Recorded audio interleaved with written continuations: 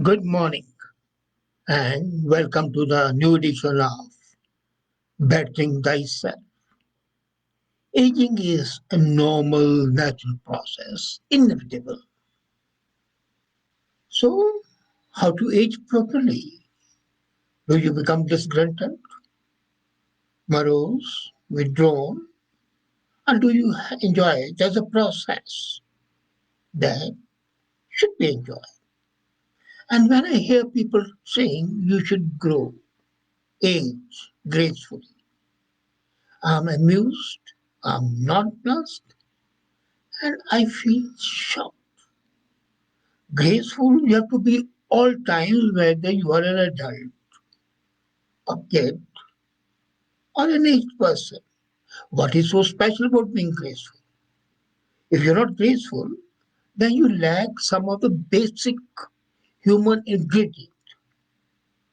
What I would say is that when people start aging, they become withdrawn, and the sense of wonder that is there, that's important, is lacking. They lack the joy and the spontaneous happiness. So, what you should do? And then I remember my childhood when I was a kid. Growing older was like an achievement. Each year that passed marked one step closer to adulthood. And what was adulthood was independence and freedom. I remember going to the city with my dad to play C player, to see the cinema, or go to cafes. It was glamorous. It was exciting to be an adult. And then I grew up a bit in my 20s, and I and my friend would casually toss around the phrase, "We are so old," and we would see somebody and tell them, "Well, grow up and then talk to us." That sense of arrogance of childhood was there. And my 30s were better than my 20s. As a matter of fact, that was a period when the years of childhood, adolescence congealed together to make you better. So aging isn't some future concept. You age all the time. You age from an infant to a childhood to a teenager to an adolescent to an adult. So it's not something future. It's something living and being alive means growing older. Oh yes, we have been aging since we were born. But at a certain point of time, the notion of what life will be today, if I had been kinder to it when I was younger, the dominant discourse on aging, especially when it comes to some people who consider themselves to be the leaders, revolves around aging gracefully, and it's more for women. What does aging gracefully mean for them? This includes involving looking at least 3 to 5 years younger, maybe 10 years younger, or 20 years younger. It also means another stupid thing, acting your age. But, and what does that mean? By wearing age appropriate clothes, having appropriate style of wear, doing appropriate activities. You're not supposed to jump, you're not supposed to sing, you're not supposed to shout. And then I hear, these soap operas and dramas and films. Well, the old age you should be concerned with singing hymns and remembering God. What nonsense. What's the problem in doing or remaining youthful? Why not surf? Why not indulge in tap dancing? That doesn't seem to be very hard to do. And as a matter of fact, I think growing old gracefully really means disappearing or sticking ground, but lying straight to the people's face about the strength of your feelings and desires. This whole concept of growing gracefully means withdrawal from life. And the only way to age and be deemed acceptable as far as the growing gracefully is concerned is to have lucky genes or conceal your battles against time. beneath a practiced fake smile. Aging gracefully means walking a tightrope between a youth obsessed society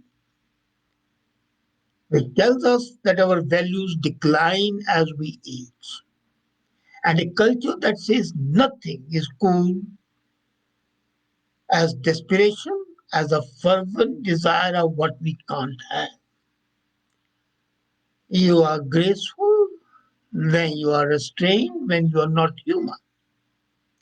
So, marketers, the market economy as we are living, it stokes our desire for youthfulness as a ticket to the remaining relevant that shames us about our efforts to preserve the youth. Who are you? You can't remain. A youth can't remain a child. So when you say aging gracefully and you don't want to go in that, it's wrong. So a person who ages without thought in their appearance, they say, well, give it up. And if you're a woman and you hold a surgeon's knife to remain a youthful look, then he called you living under false pretense. So I've been living and thinking that growing old means growing up what you are, being authentic.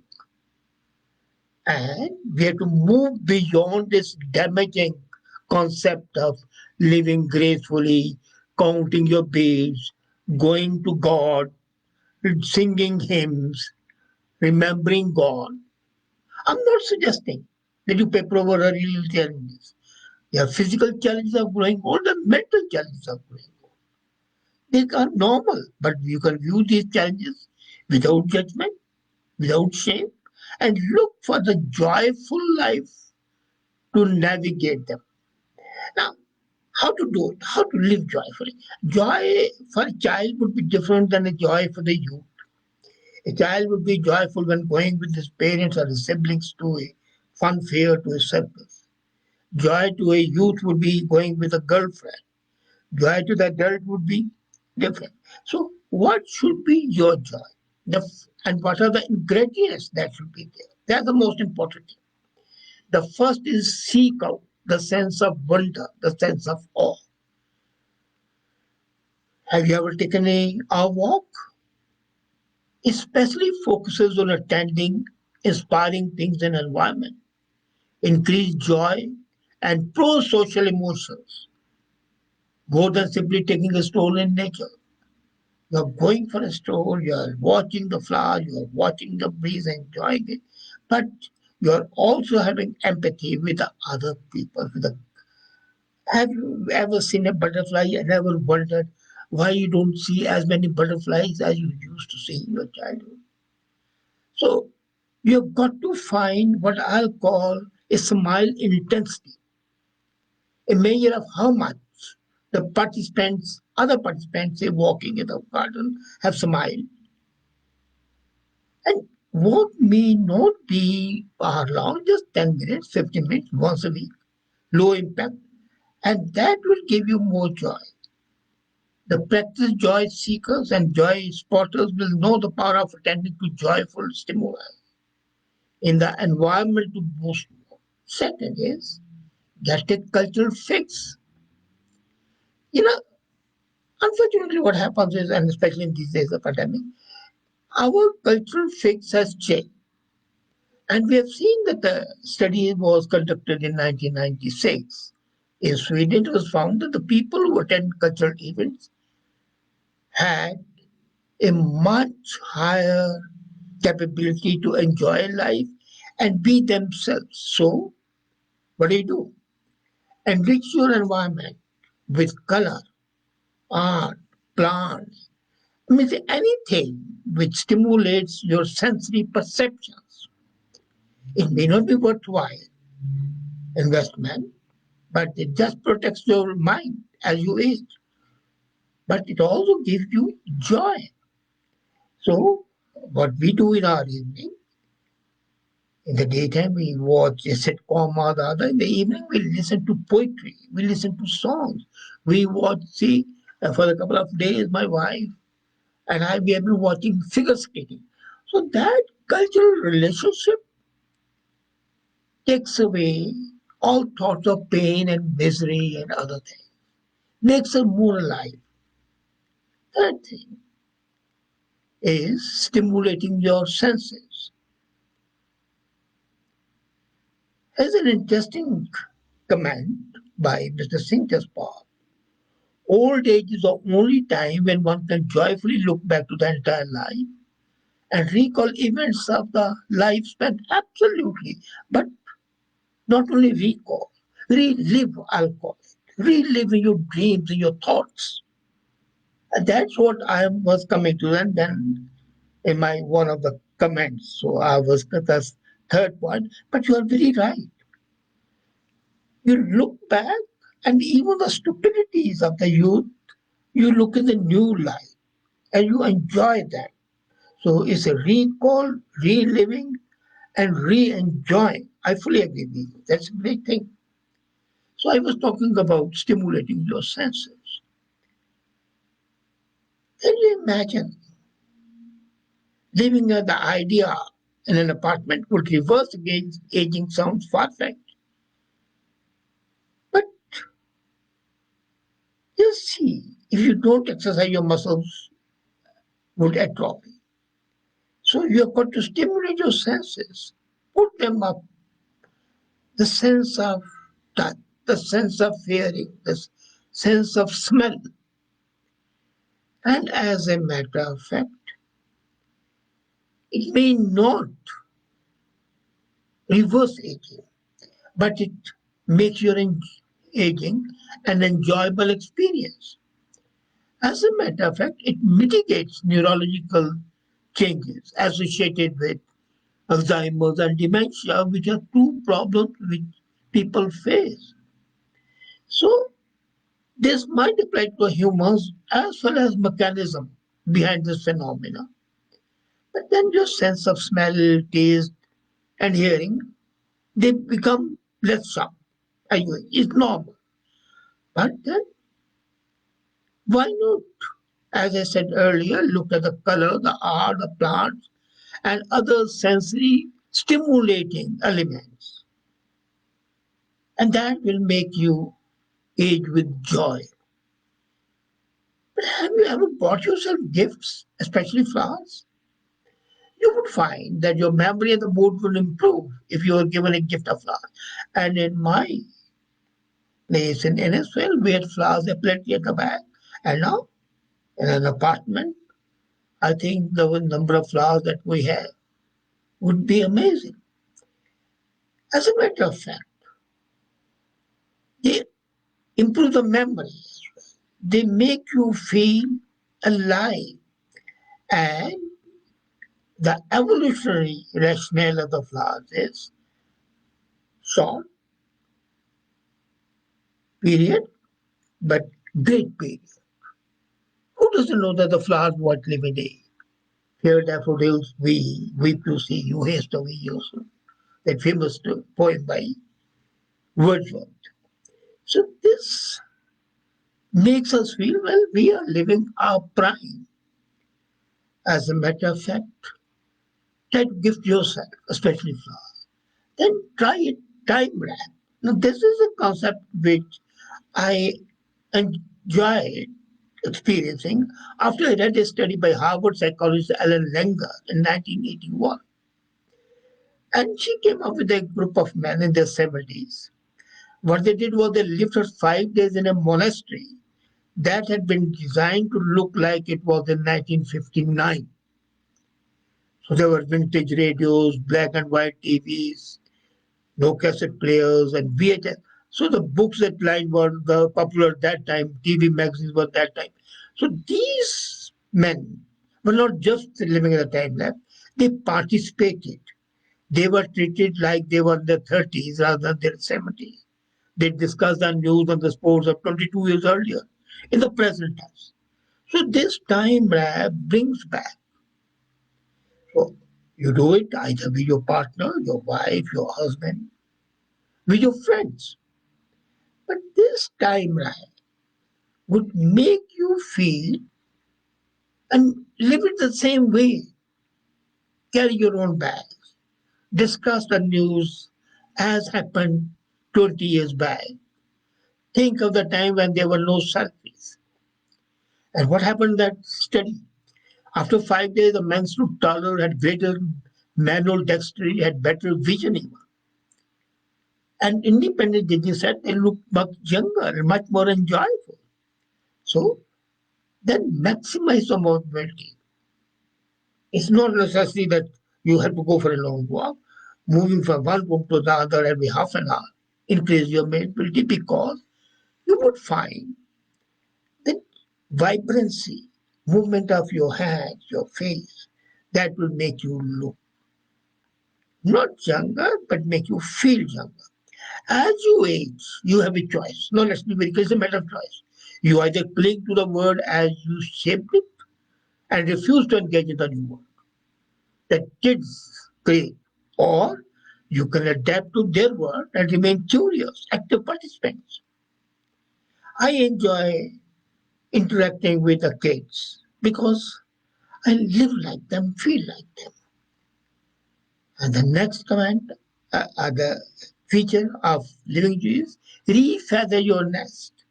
Once you start looking as negative groups around your aging, you start seeing more and more of them. So don't look at that. People talk of the emptiness, the children have gone away, we are alone. What nonsense! It's not a sense of loss and deprivation. Think it when your children are growing. You have no idea of reframing the emptiness into more joyfulness. So when you participate in the cultural event, you are reframing your environment. And this can be done in other ways also. Refeathering means replacing what you have lost with the new things and the different things. And they may not be only physical ones, they can be emotional. You can enjoy more books, you can enjoy more movies, you can enjoy discussions, you can enjoy looking at the passing traffic even. So this is a place of possibilities, creativity, and delight. And then don't be an old fogey. Remain modern. That means stay up on the technology. How many people are experts today in the latest technologies? When they talk, you talk of them, they are amazed. I mean, I've seen even people who can't even work a smartphone. So one reason the internet use may be a predictor of social connection, more probably, is that it gives you a sense of connection and empowerment. So have hands-on technology of all sorts, not only of the internet, because that will keep you feel enthused and connected, and it will give you joy. I may say, I remember trying to teach an old friend of mine how to use email. I mean, they never used it. Small thing. So they collect. What happens is when you're staying engaged with the current technology, then the life doesn't seem to be better. It simply means saying yes. Say your niece or your nephew invites you to play Minecraft or opening a TikTok account just to check it out. I mean, so when I said Minecraft, how many of you play Minecraft? Wordplay. You play, I mean, say, I was just studying yesterday that if you play the wordplay game on Microsoft for half an hour every day, your chances of dementia are reduced by about 40%. So a lot can be said, but most important is break paradigms, break constraints. And then, you would understand that the each generation of the kids will remake the world and new discoveries. So be a part of that discovery. To me, at the heart of aging is aging joyfully. Our goal should not be cling to the youth as we grow older, no. but to keep our joy alive by tending to the child within as you grow older.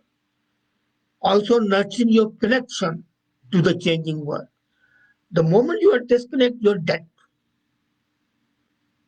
Physically, you may not be, but mentally, you are. So be connected with the world and change as the world changes. Immaterial that your beard is white, immaterial that you're bald, immaterial you cannot see and hear properly. But if you are connected, then you're a part of the world, a part of the life. A river flows very briskly when it comes from the glaciers, and then slowly when it's going to meet the ocean. It is smooth sailing. And don't forget, ships sail only in the smooth rivers, not in the hills. So be that smooth, but don't be disconnected. Because once you are disconnected, you are not a river, you are a creek, bad smelling. So in doing so, balance wisdom with wonder, confidence with curiosity, depth with delight. Repeat, wisdom with wonder, confidence with curiosity, depth with delight. And then you will have a great aging process full of joy, happiness, and connectivity. Try. You won't regret it. Thank you.